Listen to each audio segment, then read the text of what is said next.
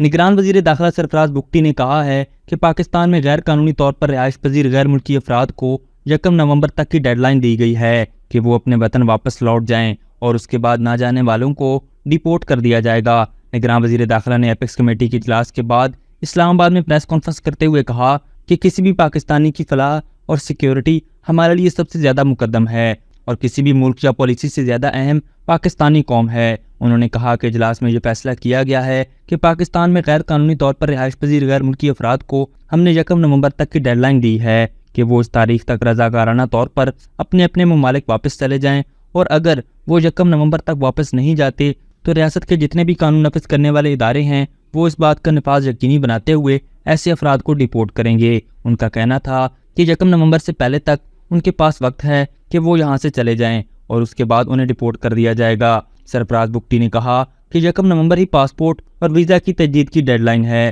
دنیا میں کہیں ایسا نہیں ہوتا کہ آپ کسی اور دستاویز پر کسی ملک میں سفر کریں۔ ہمارا ملک واحد ہے جہاں آپ بغیر پاسپورٹ یا ویزا کے آتے ہیں۔ یہی وجہ ہے کہ ہم نے فیصلہ کیا ہے کہ 1 نومبر کے بعد کوئی بھی شخص کسی بھی ملک کا رہنے والا پاسپورٹ اور ویزا کے بغیر ہمارے ملک میں داخل نہیں ہوگا اور صرف پاسپورٹ چلے گا۔ انہوں نے کہا کہ 10 اکتوبر سے لے کر 31 اکتوبر تک افغان شہریوں کے لیے ای تذکرہ یا الیکٹرانک تذکرہ ہے، یہ کمپیوٹرائزڈ ہوگا، کاغذی تذکرہ نہیں چلے گا۔ ہم 10 سے 31 اکتوبر تک اس کی اجازت دے رہے ہیں اور اس کے بعد پاسپورٹ اور ویزا پالیسی لاگو ہوگی۔ ان کا کہنا تھا کہ 1 نومبر کے بعد ہمارا ایک آپریشن شروع ہوگا جس کے لیے وزارت داخلہ میں ایک ٹاسک فورس بھی بنا دی گئی ہے، جس کے تحت پاکستان میں غیر قانونی طریقے سے آ کر رہنے والے افراد کی جتنی بھی غیر قانونی املاک ہیں، انہوں نے جتنے بھی غیر قانونی کاروبار کیے ہوئے ہیں ہمارے ٹیکس میں نہیں ہیں، یا وہ کاروبار جو غیر قانونی شہریوں کے ہیں لیکن پاکستانی شہری ان کے ساتھ مل کر یہ کاروبار کر رہے ہیں۔ نگران وزیر داخلہ نے کہا ہے کہ ہماری انٹیلیجنس ایجنسیاں اور قانون نافذ کرنے والے ادارے ان کو ڈھونڈیں گے اور ہمیں ان کاروباروں اور جائیدادوں کو بحق سرکار ضبط کریں گے۔ اس کے علاوہ جو بھی پاکستانی اس کام کی سہولت کاری میں ملوث ہوگا اس پاکستانی کو پاکستان کے قانون کے مطابق سزائیں دلوائی جائیں گی۔ انہوں نے کہا کہ ہمارے ملک میں جس طرح سے شناختی کارڈ کا اجرا ہوتا رہا ہے اس میں بہت زیادہ بے ضابطگیاں تھیں اور غیر قانونی طریقے سے بہت سے جعلی شناختی کارڈ بنائے گئے ہیں اور ان شناختی کارڈ پر سفری دستاویزات اور پاسپورٹ بنائے گئے ہیں۔ لوگ ان پاسپورٹ پر بیرون ملک سفر کرتے ہیں اور کئی جگہوں پر ایسی مثالیں ہیں جہاں لوگ دہشت گردانہ سرگرمیوں میں پکڑے گئے ہیں اور جو پکڑے گئے ہیں وہ پاکستانی شہری نہ تھے لیکن ان کے پاس پاکستانی پاسپورٹ تھا جو انہیں نادرا سے ملا۔ ان کا کہنا تھا کہ نادرا کا فیملی ٹری ہے جس میں بہت حد تک یہ ممکن ہے کہ ہم میں سے کسی کے بھی فیملی ٹری میں کسی ایک کو گھسا لیا جاتا ہو اور وہ پاکستانی شہری بنا دیا جاتا ہے۔ سرفراز بگٹی نے کہا کہ ہمارے پاس ڈی این اے ٹیسٹ کی سہولت آ گئی ہے اور ہم ان لوگوں کے ڈی این اے ٹیسٹ بھی کرائیں گے جو پاکستانی شناختی کارڈ کے مالک ہیں لیکن پاکستانی نہیں ہیں۔ اس کے علاوہ ہم ایک ویب پورٹل بنا رہے ہیں اور ایک یو این اے نمبر دے رہے ہیں۔ ہم تمام پاکستانیوں کی حوصلہ افزائی کر رہے ہیں کہ وہ ویب پورٹل اور اس نمبر کے ذریعے ہم سے رابطہ کریں جو ہمیں غیر قانونی شناختی کارڈ، غیر قانونی تارکین وطن کے حوالے سے معلومات دے گا اور غیر قانونی سرگرمیوں جیسے سمگلنگ، ذخیرہ اندوزی کے حوالے سے معلومات دے گا۔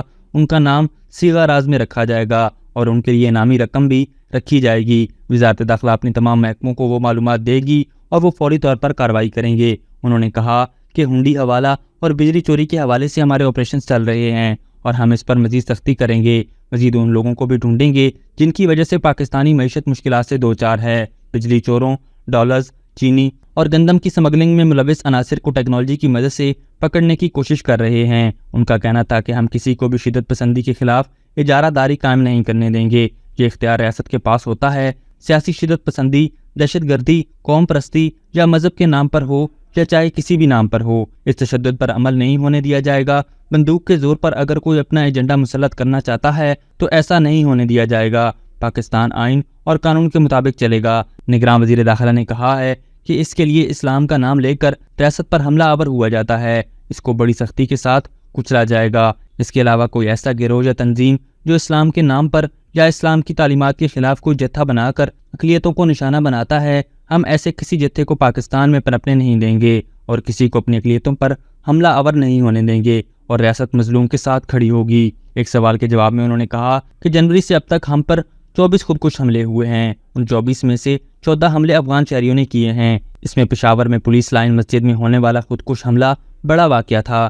قلعہ سیف اللہ کے مسلم باغ میں پیش آنے والے واقعے میں 6 میں سے 5 افغانی تھے جوب کینٹ کے حملے میں ملوث 5 میں سے 3 افراد افغانی تھے۔ ہنگو میں حملہ کرنے والے کی شناخت بھی افغانی شہری کے طور پر ہوئی تھی۔ ان کا کہنا تھا کہ اس میں کوئی شک نہیں کہ افغان سرزمین سے ہم پر حملے ہوتے ہیں اور افغان شہری اس میں ملوث ہوتے ہیں۔ ہمارے پاس اس کے ثبوت بھی موجود ہیں۔ دفتر خارجہ ان سے رابطے میں ہے اور اپنا کام کر رہا ہے۔ انہوں نے بتایا کہ پاکستان میں اندازاً 44 لاکھ افراد غیر قانونی طور پر مقیم افغان شہری ہیں۔ ان میں سے 14 لاکھ کے پاس رجسٹریشن کا ثبوت ہے۔ افغان سٹیزن کارڈ رکھنے والے 8.5 لاکھ افراد ہیں اور غیر رجسٹر شدہ غیر قانونی طور پر مقیم افغانی 17 لاکھ سے زائد ہیں۔ اس سے قبل اسلام آباد میں نگراں وزیر اعظم انوار اللہ کاکڑ کی زیر صدارت نیشنل ایکشن پلان کی ایپکس کمیٹی کا اجلاس ہوا، جہاں chief of army staff general Syed Asim Munir, وفاقی وزراء، صوبائی وزرائے اعلیٰ اور قانون نافذ کرنے والے سول اور عسکری اداروں کے سربراہان نے شرکت کی۔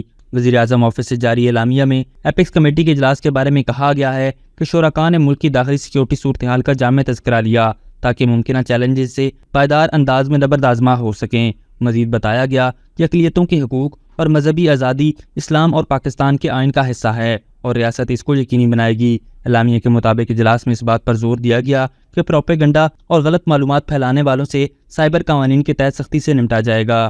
ابھی تک کے لیے صرف اتنا ہی۔ مزید دلچسپ اور تازہ ترین خبروں سے آگاہ رہنے کے لیے ہمارے چینل اسلام آباد انسائیڈر کو سبسکرائب کرنا مت بھولیے، اور اگر ہماری یہ ویڈیو آپ کو اچھی لگی ہے تو اسے لائک کر دیں اور اپنی قیمتی رائے کا اظہار نیچے دیے گئے کمنٹ سیکشن میں ضرور کریں۔